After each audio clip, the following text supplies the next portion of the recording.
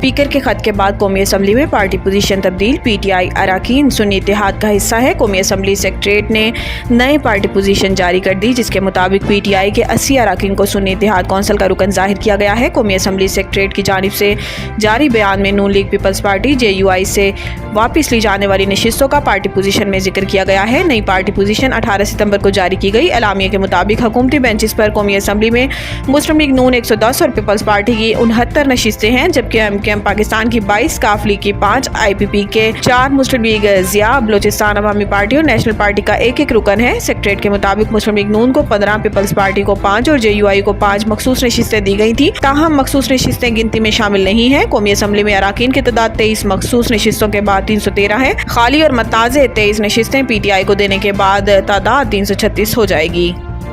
नाअहली और बदनज़मी पर election commissioner Sindh समेत 3 अफसरान मुअत्तल। इलेक्शन कमीशन के जारी करदा नोटिफिकेशन के मुताबिक सूबाई election commissioner Sindh Sharifullah, director admin election commission Sindh Azhar Hussain Tinwari को नाअहली और बदनज़मी पर मुअत्तल किया गया। नोटिफिकेशन के मुताबिक इलेक्शन अफसर कराची खुदाबख्श को भी मुअत्तल कर दिया गया और हदायत की है कि तीनों अफसरान इंक्वायरी मुकम्मल होने और अगले अहकामात तक कराची में रहेंगे, जबकि ज्वाइंट सूबाई इलेक्शन कमिश्नर अली असगर सियाल को कायम मुकाम इलेक्शन कमिश्नर सिंध तैनात कर दिया गया है। इलेक्शन कमीशन का कहना है कि 17 सितंबर की रात पपरी कराची में स्ट्रॉन्ग रूम के तालों को ज़बरदस्ती तोड़कर मुख्तलिफ पोलिंग स्टेशन के बैग्स को नुकसान पहुंचाया गया, जिसकी तहकीकात के लिए कमेटी कायम कर दी गई है। इलेक्शन कमीशन के मुताबिक कमेटी 3 दिन में तहकीकात मुकम्मल करके अपनी रिपोर्ट पेश करेगी।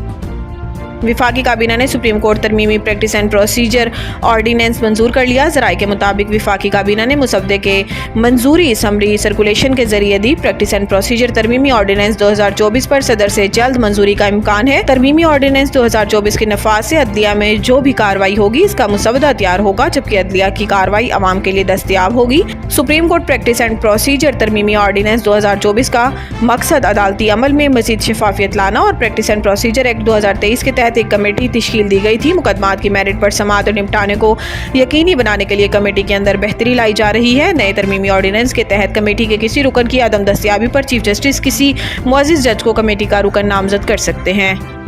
JUI रहनुमा के बिलावल भुट्टो से मंसूब बयान पर पीपल्स पार्टी का रद्द अमल।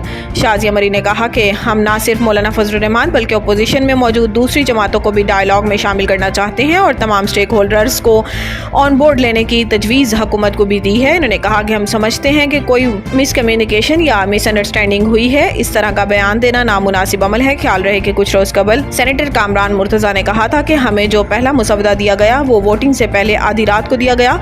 कामरान मुर्तज़ा का कहना था कि इससे थोड़ी देर बाद ही बिलावल भुट्टो तशरीफ ले आए। बिलावल भुट्टो के सामने तहफ़्फ़ुज़ात का इजहार किया तो इन्होंने कहा कि मुझे भी तहफ़्फ़ुज़ात थे, लेकिन मजबूरी है। इन्होंने कहा कि हमने बिलावल से कहा कि आपकी मजबूरी होगी, हमारी मजबूरी नहीं है।